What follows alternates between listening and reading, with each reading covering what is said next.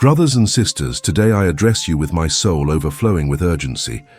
The words I share are not mere lessons to be heard distractedly, nor fleeting reflections that dissipate with the wind. They represent something much deeper, a cry echoing from the heavens, an urgent call like the piercing blast of a heavenly trumpet tearing through the silence of our era.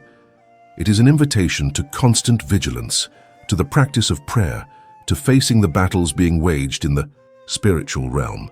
What is happening in our world cannot be met with indifference. Many remain unaware, while others deliberately choose to look away. Yet, the time granted to the forces of darkness to tempt humanity is running out. Yes, understand this well. The century has reached its end. At this moment, we are approaching an event of cosmic proportions. This is not the end of times, as some might mistakenly assume, but the fulfillment of a sacred promise, the triumph of the Immaculate Heart of Mary, prophesied in the apparitions of Fatima. However, before this victory manifests in all its glory, we are called to face a decisive conflict, a struggle that will determine the course of countless destinies. To fully grasp the gravity of this moment, we must go back in time to the year 1884. Picture a common scene in the Vatican, Pope Leo XIII concluding the celebration of Holy Mass, and, as he raised his gratitude to God, as was his custom, his countenance suddenly transformed, taking on a supernatural pallor. Witnesses reported that the pontiff remained motionless for long minutes, as if caught up in a transcendent vision. When he finally returned to himself, his face bore marks of deep distress. Without uttering a word, he hurried to his quarters and, with a trembling hand, wrote in one breath what we now know as the powerful prayer to Saint Michael the Archangel, a play that still resounds in our churches today. What revelation could have shaken the Holy Father so profoundly? According to later accounts, the Pope had witnessed a terrifying dialogue between our Lord Jesus Christ and Satan himself. The Prince of Darkness, in his arrogance, claimed he could destroy the Church, God's work on earth, if he were granted unlimited time and power. Christ's response echoed with solemnity. "You will have time, you will have power, but know that you will not prevail." The adversary then requested a full century, 100 years to test humanity, sowing discord and ruin. And this request was granted. In that moment, the understanding pontiff realized that the world was entering an era of unprecedented darkness, a period in which the forces of evil would wield extraordinary influence over human hearts. It was this revelation that led him to compose that powerful prayer, a spiritual armor to protect the faithful against the approaching attacks. But this visionary experience was not an isolated event in church history. We will now delve into the unfolding of this prophecy, which deeply marked the past century and continues to echo in our days. The year 1917 emerges as a turning point in the spiritual history of humanity, a pivotal moment where the celestial met the earthly in an extraordinary way. In the quiet Cova da Iria, Portugal, the supernatural broke into the simple lives of 3 children, Lucia, Francisco, and Jacinta, bringing a message that would span decades and continents. The apparition of the Virgin Mary that year was not an isolated event, but the beginning of an urgent dialogue between heaven and earth. Her words carried prophetic weight, warning of approaching storms. While Our Lady spoke to the young visionaries, the world witnessed the rise of forces seeking to extinguish the flame of faith in human hearts. The Russian Revolution, erupting that same year, was not mere historical coincidence, but a visible sign of the dark transformations beginning to spread. The content of the Fatima message grows ever more relevant as time advances. The Heavenly Mother did not come to announce final catastrophes, but to prepare her children for a spiritual battle of global proportions. Her warnings materialized with striking precision. World War II emerged as a hurricane of destruction, surpassing all prior conflicts in horror. Materialistic ideologies spread like wildfire, denying the transcendent dimension of human existence, and entire nations were swept away by systems that scorned human dignity and religious freedom. Yet at the heart of this seemingly somber message shines an unbreakable promise, the final triumph of love over hatred, of light over darkness, the assurance that "My Immaculate Heart will triumph," is not mere consolation, but a reality already, beginning to unfold even amid the turbulence of our time. The 100 years mentioned represented a period of trial where evil was permitted to reveal its true face, and with what intensity it did so. Wars, revolutions, persecutions, and moral and spiritual crises deeply marked that century. Today, looking back with the eyes of faith, we see how this period tested the foundations of Christian civilization. Family structures were shaken, the sanctity of human life was questioned, and eternal values were ridiculed. Yet, as in all trials permitted by God, this time also gave rise to silent heroisms, unknown martyrs, and a faith that endured even under the worst persecutions. The past century left us a clear legacy. Evil may have its time, but it will never have the final word. We are now in a moment of transition, where echoes of that century of trials still resound, yet where we also begin to glimpse the first rays of a new dawn. The battle continues, but no longer with the same intensity as those dark years. What falls to us now is to remain vigilant, with our lamps lit, working to build a more just and holy world as we await the full realization of the promises made at Fatima. History is not a mere collection of random events, but a loving design, in which even the harshest trials ultimately serve a greater good that our limited minds cannot yet fully comprehend. The past century left us profound lessons about the terrible consequences of abandoning God.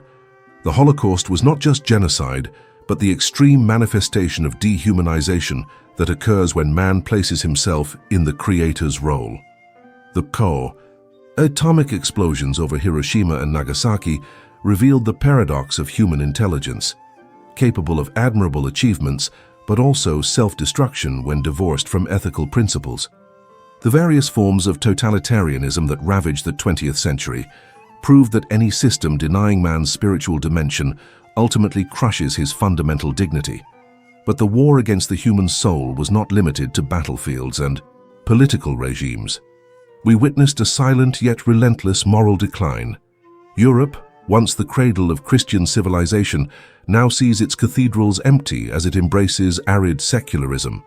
The right to life, the most precious gift, was relativized to its most absurd extreme, with the trivialization of abortion.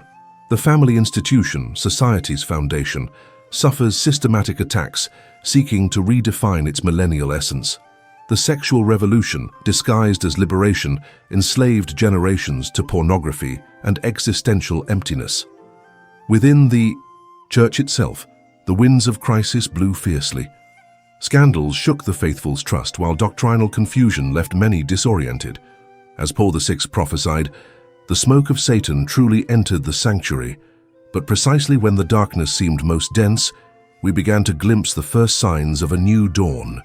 If we accept that the 100 years of greater power granted to the evil one began in 1917, we now arrive at a crucial point. As Scripture says, the devil knows his time is short and thus acts with redoubled fury. The challenges we face are no less than those of the past, but of a different nature. It is no longer just about resisting visible tyrannies, but maintaining faith amid subtler and equally dangerous seductions.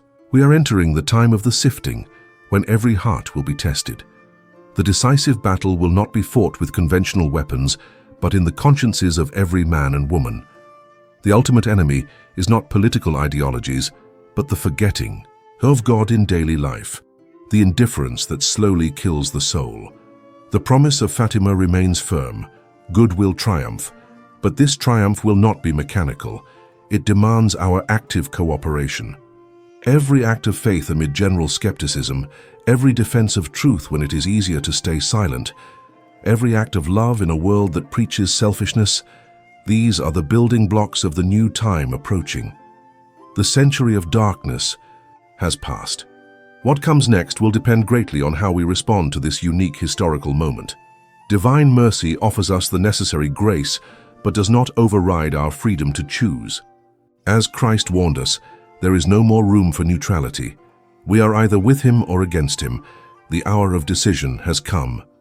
The Heavenly Mother has summoned us to the decisive battle.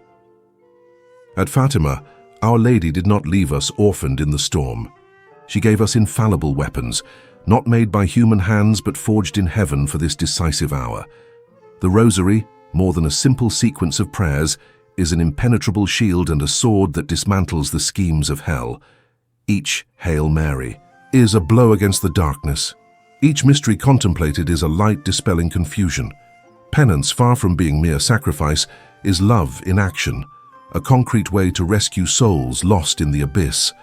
Frequent confession purifies us as soldiers prepared for the front lines. The Eucharist is our combat nourishment, the source of supernatural strength. Adoration keeps us watchful, fixing our eyes on the heavenly commander. And consecration to the Immaculate Heart of Mary. It is our total surrender to divine strategy, placing ourselves under the mantle of the one who crushes the serpent's head. These are not secondary devotions, but essential equipment for every Christian aware of the historical moment we live in. In secrecy, Our Lady is gathering her army. They are not famous theologians or charismatic leaders, but ordinary people like you reading these words. It might be the grandmother praying the rosary in secret, the young man resisting pornography, the mother teaching her children to love Christ despite everything. The Virgin seeks availability, not perfection. If you feel an inner call, perhaps a holy restlessness, a desire to do more for God, know this. It is the voice of the Queen of Heaven summoning you to the ranks. The saints foresaw this moment with striking clarity. Saint Maximilian Kolbe offered his blood at Auschwitz as seed for the Church's new spring. Sister Lucia warned of the final confrontation between truth and anti-truth. St. John Paul II, with ice, prophetic voice, declared we would face the greatest spiritual battle in history. Look around, the culture of death, the dictatorship of relativism, the veiled and open persecution of the faithful. All was foretold, but so was the triumph. The action plan for prophetic times. 1. Immediate consecration. Do not wait to casket be ready. Today, surrender everything to the Immaculate Heart. Your fears, dreams, weaknesses, and hopes. She will transform your offering into spiritual power. 2. Non-negotiable daily rosary. 5 fewer minutes on social media equals 1 rosary prayed. This prayer is the access code to heaven's graces for these times. 3. Intense sacramental life. Monthly confession at minimum. Frequent Mass. Adoration whenever possible. The sacraments are divine supply lines in enemy territory. The darkness stirs because it knows its time is running out. Trials will come, but each is an opportunity for heroes to rise. You were placed in this century not by accident, but by divine design. Mary does not ask you to be perfect, only to say yes, as she did. The dawn of the triumph is already breaking on the horizon. On which side of history will you stand? The call echoes, "Here I am, Mary, use me for the glory of your Son." The response is yours, the moment is now. The Immaculate Heart already triumphs. The question is whether it will triumph in you and through you. Thank you for watching this video. Leave your like and subscribe to the Living Hope channel on YouTube. Activate notifications by clicking on the bell to receive other publications.